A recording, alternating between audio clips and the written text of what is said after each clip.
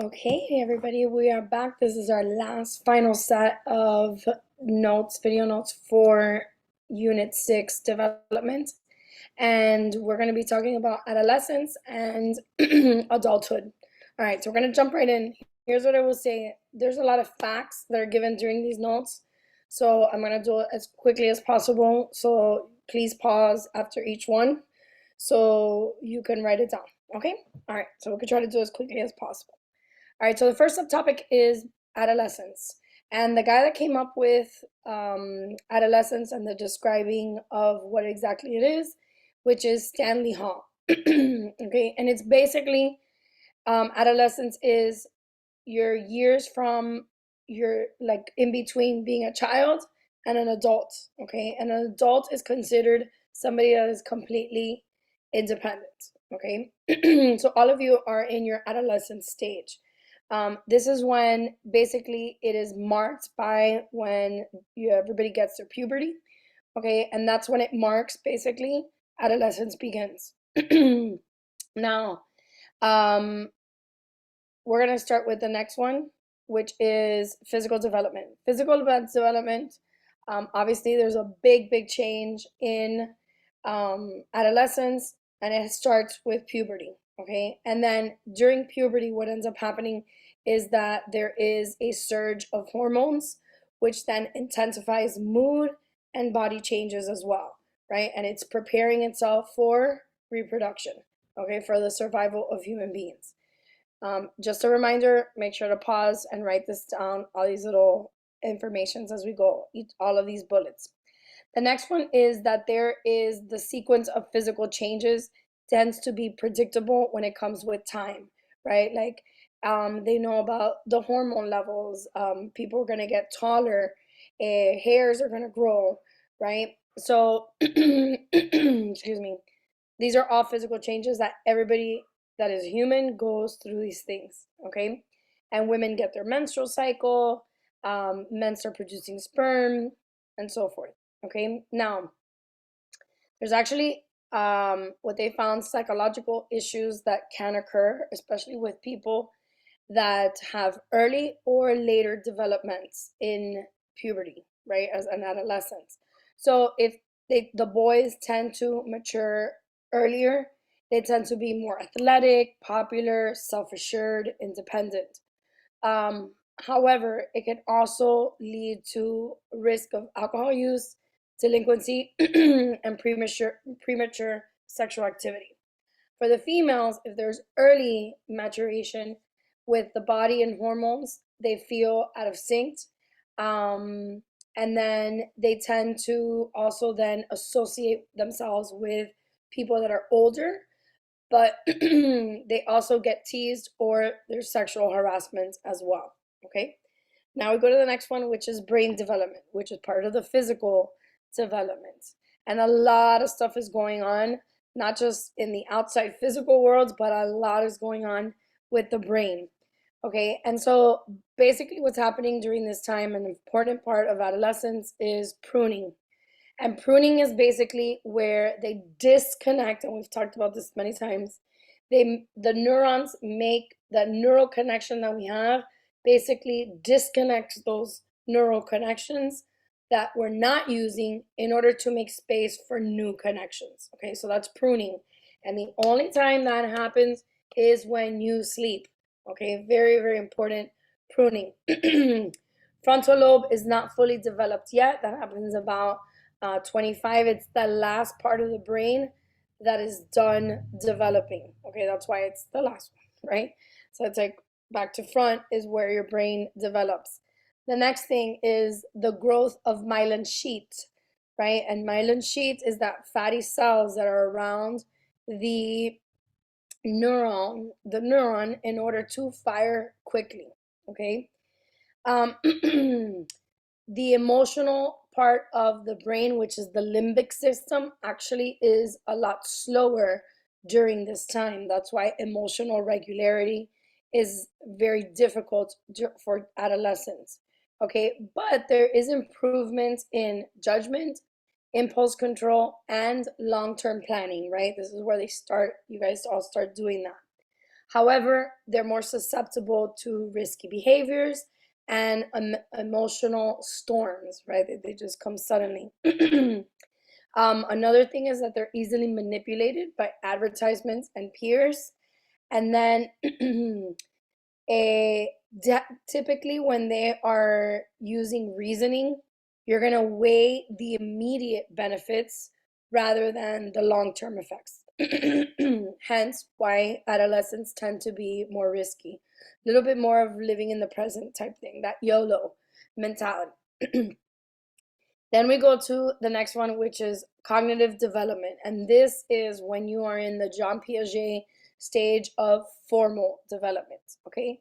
And so they're going to start using reasoning, but the reasoning is more self-focused, okay? Sort of like a egocentrism is what they say, but it's, you can see yourselves from a different perspective, but you just are focused more on yourself, okay?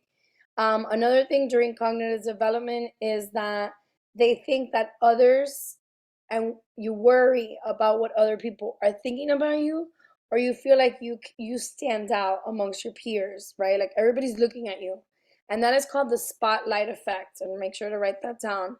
And the spotlight effect is basically that you feel like everybody is looking at you and they notice everything. And here's the reality, that is not true, right? We all are feeling that way. You guys are all feeling that way, but everybody's like in their own world about it. So very interesting. There's a lot of abstract reasoning that's happening.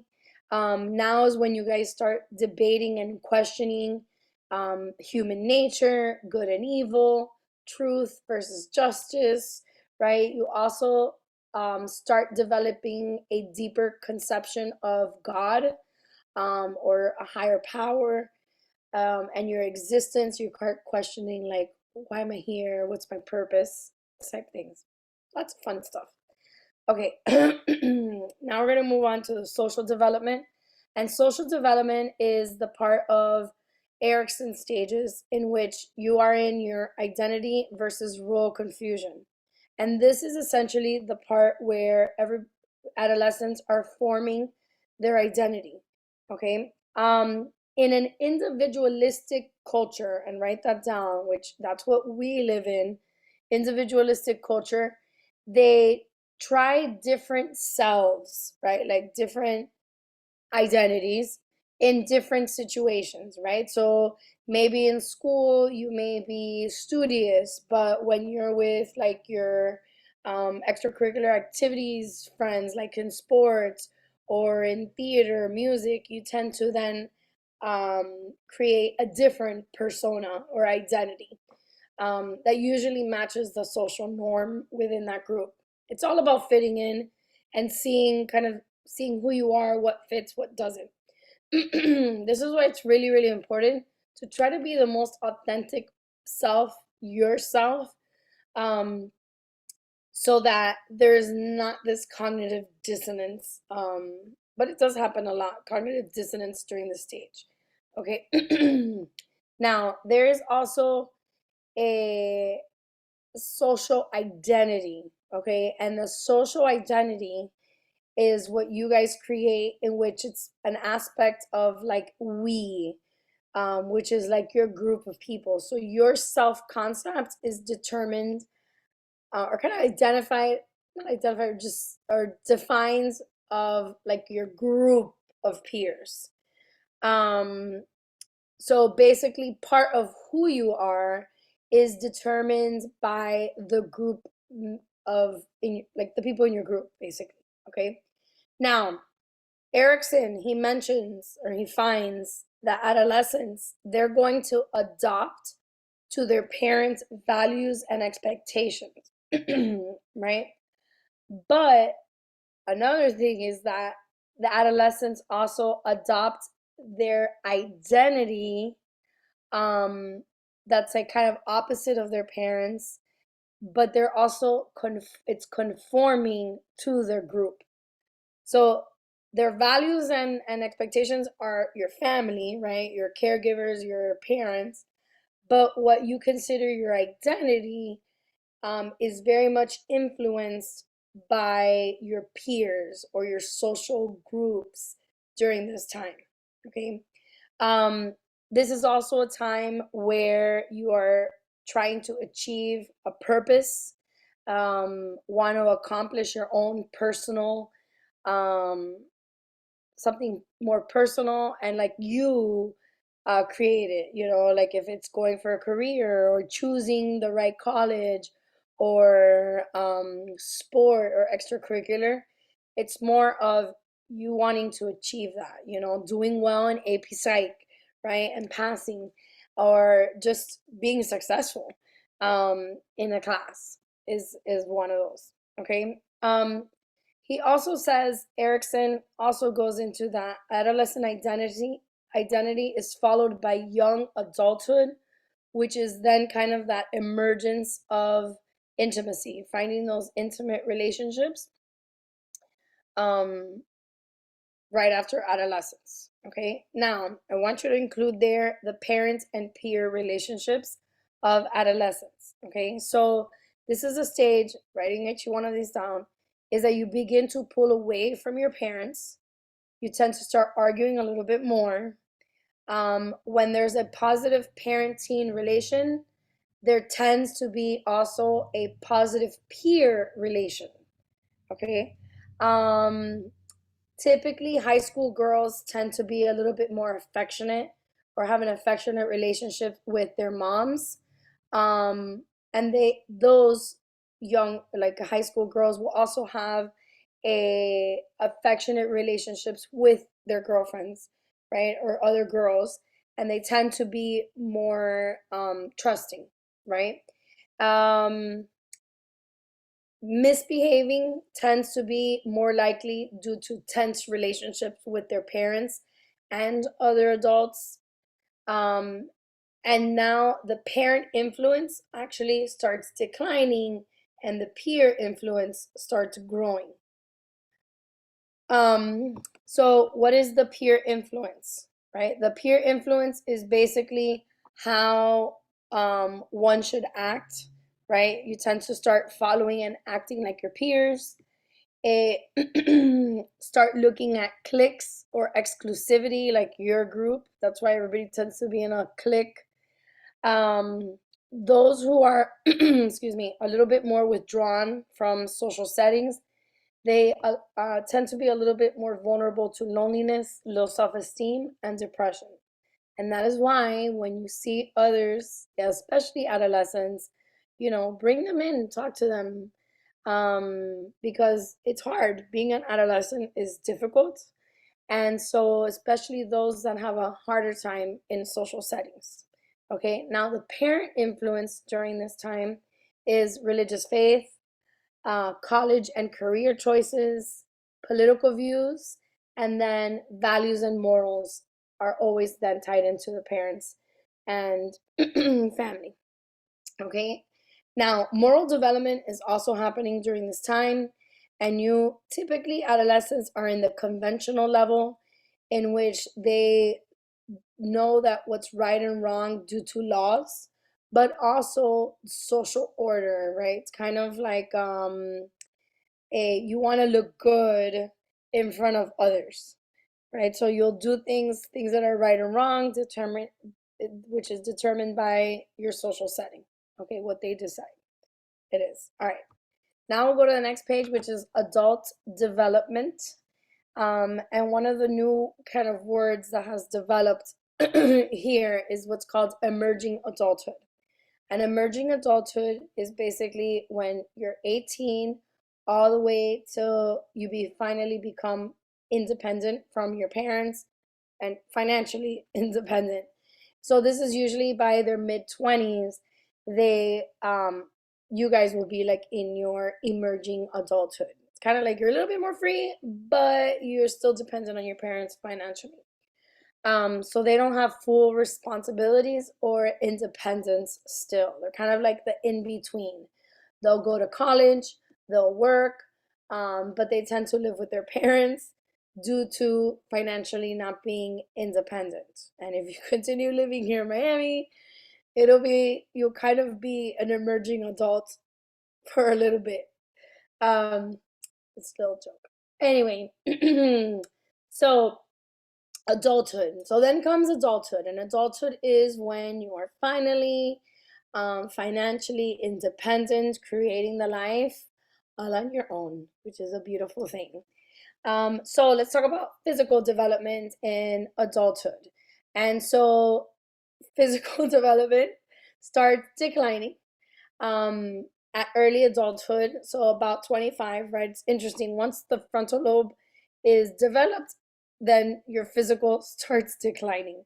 Okay, but you don't notice it right away. It does take some time, and obviously, exercise. They found that it slows aging, and it allows for more muscle strength, reaction time, and stamina.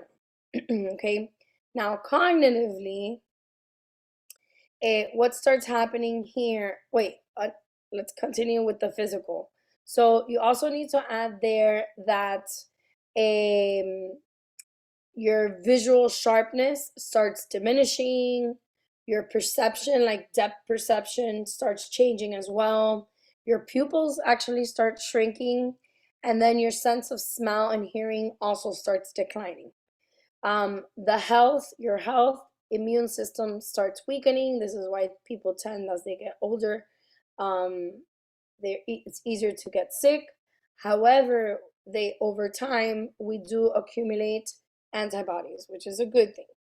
Okay. Then we're gonna go into the brain, the physical brain, which is well, actually, let's go into cognitive. Sorry. And so cognitive, one of the things we're kind of dealing with is that fluid versus crystallized intelligence. Remember, fluid intelligence is processing speed, and this starts declining in adulthood. Crystallized is the accumulation of knowledge, and this increases during adulthood. This is also a stage where there's still informal operation, abstract thinking, hypotheticals, and let's see what else starts happening. Um, the neural processing again starts going a little bit slower. It starts slowly declining the brain cells, and that's pretty much it. And frontal lobe, sorry, is fully developed and great skills of problem solving, decision making, and so forth. Less impulsivity. Then we have the social aspect of adulthood, and this is kind of that midlife transition, okay? And then midlife, like you guys probably have heard it, midlife crisis.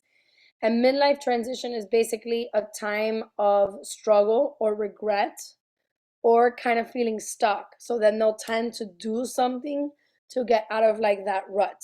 Okay. People may, buy expensive cars, change careers, move away. Okay. Then there's also this thing called social clock, and you need to know that. Social clock is basically a social clock that society inflicts on everybody. And it's kind of like the right time that you should be doing things, right? So, like the right time to get married, the right time to have kids, the right time to retire, to buy a house, this and that. So, society kind of does that. And it's like the social clock. This is why, like, let's say if you're when my parents were younger, being married, the social clock for being married was like 18, 19. Now our social clock for being married is not that, right? It's a lot older. Typically everybody's kind of like in the 25s to 35.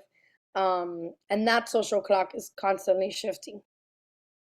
Um, so we're gonna go into adult commitments, and one of them is love, right? This is that intimacy stage, and when intimacy versus isolation.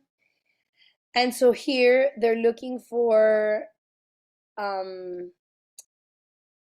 more like supportive, meaningful relationships that you're able to share your emotional and material support. Okay.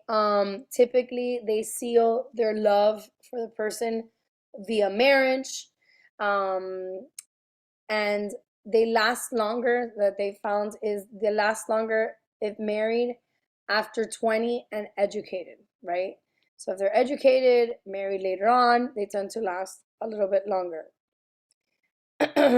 Now, work during this time, a there's usually that commitment of work, if that's what they commit to. Um, and jobs should fit their interests and provide a sense of competencies and accomplishment. And this is where your generativity versus stagnation comes in.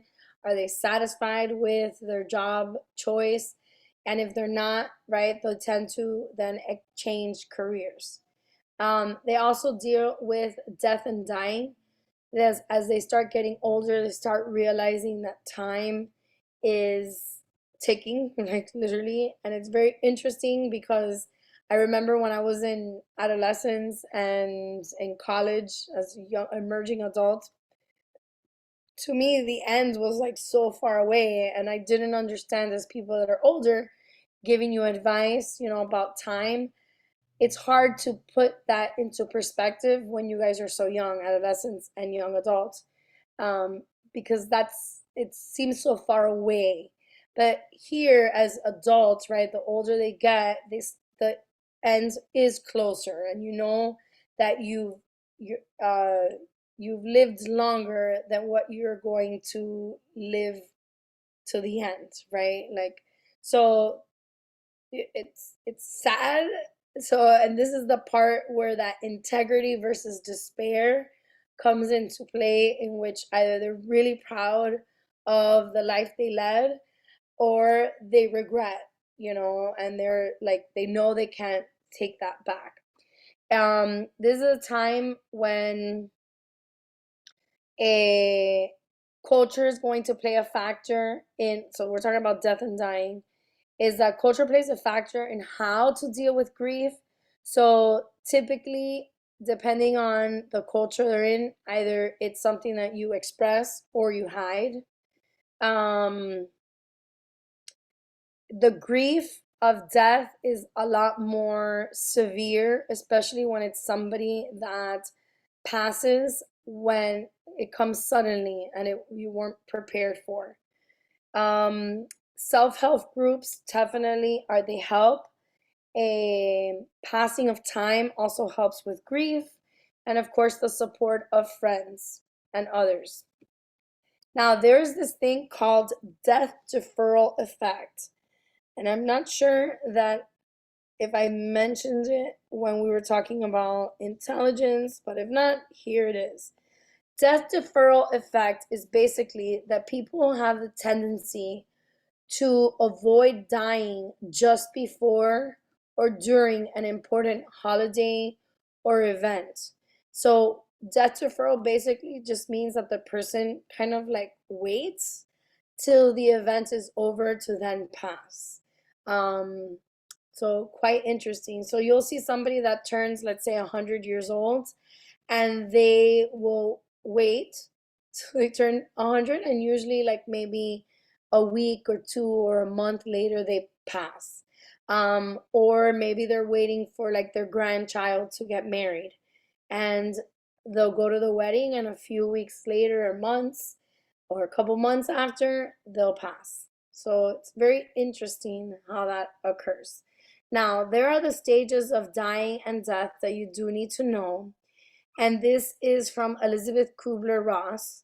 And the first one is denial. And denial is the lack of willingness to accept that he or she or a loved one has been diagnosed with a terminal illness, or that they know, like, they're like denial of death that's coming.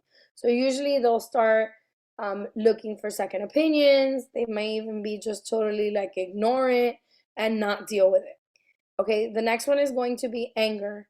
And this is when they start wondering and questioning why they were singled out by fate. They're upset with their friends or relatives that may never have faced the thing. So this could be for both, like if they're dealing with the death or somebody in their life is dying, or there was or they passed away. So it could be any side. Um, so if it's for them, like they get diagnosed with something, they get angry. If somebody passes or gets sick that they love, they're going to be angry at them for not taking care of them, or taking care of themselves. Um, then there's the bargaining, which is trying to negotiate more time.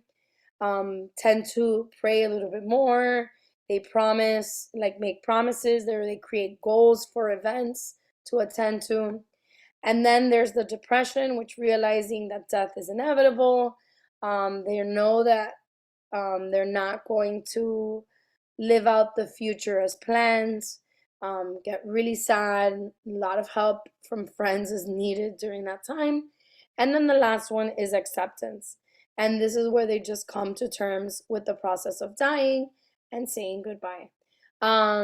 So it's kind of like that closure thing of life. Very sad, but I am hoping that people, and this is why it's good to make the right choices for you, so that when you get to this point and many years from now, right, that you hold your life in integrity and be proud of the choices and life that you created. So that's it for this unit. I hope you enjoyed it. I'll see you guys later.